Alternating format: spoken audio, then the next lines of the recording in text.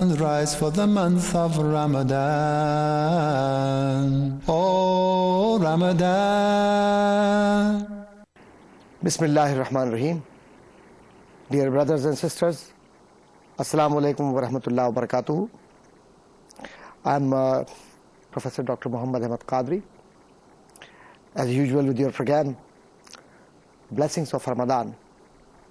As you know very well that we select one topic and we have informal discussion, and our guest or expert or a person who is here with us, he contributes his experiences and he shares his thought with reference to his professionalism as well as Quran and Sunnah. Naturally, everybody, whosoever may be, Muslim or non-Muslim, they have their own identification in the world. They have language, customs, traditions, and lifestyles. Muslim community and non-Muslim communities in the world cannot live without culture. That's why we selected a very important topic, cultures and Ramadan. In this we would discuss how cultural norms are followed during Ramadan Mubarak with reference to different cultures, different areas, and how culture and religion go all together. Obviously, we are identified with Muslim culture, and Muslim culture is known by different other cultures in the world. That's why either it is North America or Southeast Asia, Africa or Asia, they believe that today's global village or global world has come closer to each other due to intercultural communication. And this intercultural communication has made bridges among nations. The tides among nations can be addressed through cultures, and the problems and prospects are there. People are looking for peace, for tolerance, and the best way is to understand cultural norms. That's why Nabi Kareem sallallahu alaihi wasallam, while he conveyed message of Allah for the people, he initiated the basic norm of culture based on ethics. That's why he said, "Takhallaqu bi akhlaqillah," create Allah's best ethics in your personalities. So culture without ethics is zero, no identification. And this is our today's topic. Our guest, as usual, he would introduce himself, please. Thank you very much for giving an opportunity for this program, which is on culture. And my introduction, I would like to give that I am Dr. Muhammad Faruqi. I am a pharmaceutical physician, and my maximum time is spent on teaching and some clinical investigation. So today we are going to discuss about the culture, the norms, the values, and the ethics. We see culture throughout the world. Western culture, Eastern culture, or so many cultures are around us. And while we interact with the different peoples, and especially during Ramadan, we observe that non-Muslim brothers and sisters, those who have interaction with Muslim community and especially with Muslim friends and Muslim families, they are very much anxious to know about our celebrations, our Eid Day, our Jumatul Wada, or fasting, and how we sit together during iftar, and how we continue our fasting. So all these things are naturally religious pillars or religious signs. But apart from this, the other cultural norms or the cultural heritage cannot be neglected here. So how Muslim culture through Psalm or through Ramadan. Did you observe when you were in UK? Yeah, I have been in UK, USA, and other part of the world, that is a Caribbean island. I have been in the Dominican Republic, Puerto Rico, and other places. What I have observed that one of my friend, his name was David. He used to study medicine with me. He used to come to my home and enjoy the iftar, and he used to take all dishes, whatever I have prepared for Ramzan, and he's enjoyed a lot. And he was really appreciating this culture, that you have got a very different approach and a very different culture, and they like our and they enjoy food. They enjoy Pakistani food, especially spicy food, and they really the tears comes from the eyes. Although sometimes they can't tolerate. They can't tolerate because it's very spicy, but they enjoy that food, and really and the discipline what we follow during the fasting or Ramzan, that we get up early in the morning, we offer 5 times of prayers, we recite Holy Quran, and we are fully concentrated whole day to at least our roza will go smoothly. Fasting will go smoothly and should not have any type of should not disobey the orders which is given how to keep that fasting. So they really appreciate us. Sometimes while people they go to mosque and they feel themselves very comfortable having their interaction with the different cultures, because alhamdulillah in Islam you will see every color, and from different regions of the world. They are making one ruku, one sajda before Allah subhanahu wa ta'ala, because oneness of God, oneness of Allah subhanahu wa ta'ala. So the beauty of combination of different cultures in the biggest circle of Islam, which is called Islamic culture, gives you different colors and different messages that everybody, whosoever, either he's from Arabia or from Persia or from other part of the world, they are bowing down before Allah subhanahu wa ta'ala because of La ilaha illallah Muhammad Rasulullah. So the culture of kalma, again, is a sign of Muslim culture. Exactly. When, how would you share your thought? Because we are informal talking, because I'm not supposed to ask you so many questions. Actually, you share your own thought. Actually, culture, culture is built on ethics. Ethics before 1960, it was under the umbrella of theology, and after 1960, it comes under the umbrella of philosophy. You're referring to social sciences. Social sciences, yeah. Because our friends, our brothers and sisters, they would be a bit surprised after 1960. What happened? So we should mention that this is academic reference. This is an academic reference, and 1960s the culture has moved from the theology towards philosophy, and philosophy defined ethics as what is right and what is wrong. So, but apart from philosophy and other academic discussion, let's see what is your observation about culture in the world? Actually, again, I had to ask you a question. No. Actually, the thing is that culture, if you travel, because I have traveled a lot. I have been in Middle East, I have been in the UK, I have been in USA and Caribbean Islands. What did you observe there? I have find everywhere you will find the Muslims, and during Ramzan they are together. They have got a food together, and they have got a discussion with that. They have got a prayers together. They open their fast. What is fasting culture in during Ramadan? What I observe, alhamdulillah, when you visit or see the mosque of Nabi Kareem sallallahu alaihi wasallam, called Masjid Nabawi, you will see there is a tradition or culture since very beginning, since the days of Holy Prophet Muhammad sallallahu alaihi wasallam.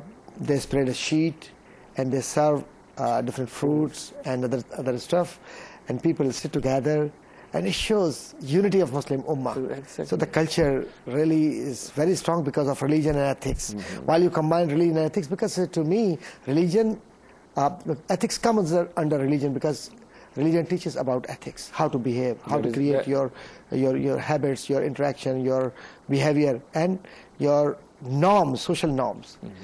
So You also teach business ethics, isn't Yeah, it? business ethics is my subject, and actually ethics give you a direction how to behave in the society, how to behave with your neighbors, how to behave with your friends, how to behave elders with the youngers and youngers with the elder, and that makes the culture. So you may be teaching so many scholars from the Western world. Yeah. Did you observe that they have borrowed ethical or professional principles from Islam? Many. Would you mention some There are of a that? lot of things. For example, they love the tradition of having a food while sitting on floor instead of dining table. Occasionally they follow that pattern. Even if they are visiting to their Muslim neighbors, they follow the same, eating with their fingers, with their hands, not with the fork. You're a medical doctor. What is the benefit of eating with fingers? Actually, there are rather than using your spoon.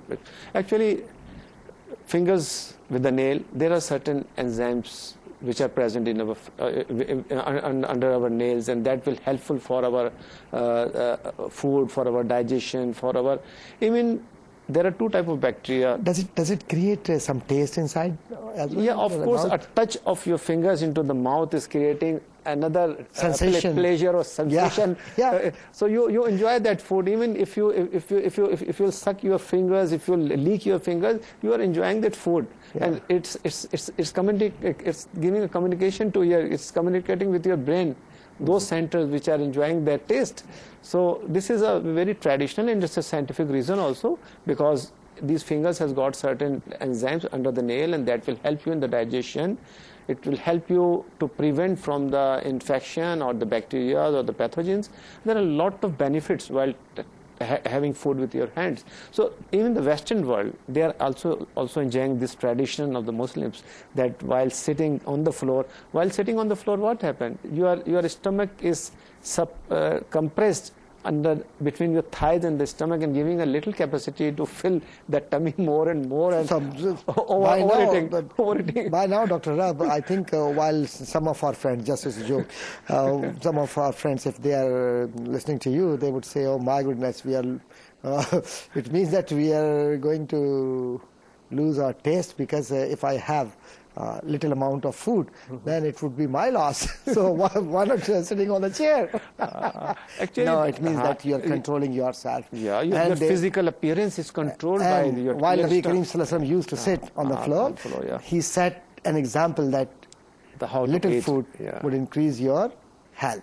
Exactly. So coming back to the culture, did you notice that Americans, Canadian, and Britishers, they also prefer to conceive things from Muslim culture? From the Muslim culture, from the Holy Quran, there are a lot of things which is mentioned in their scientific books.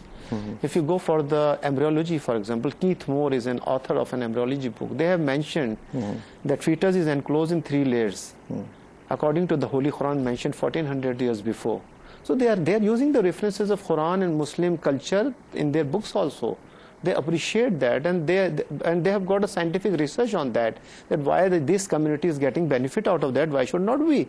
If we are getting good thing from the Christianity, from the Judaism, from the Hinduism, or any religion, we should adopt that, and we should follow our path and take the good thing from the outside. Yeah. So this is a phenomena which can enhance or give a more benefit to your culture.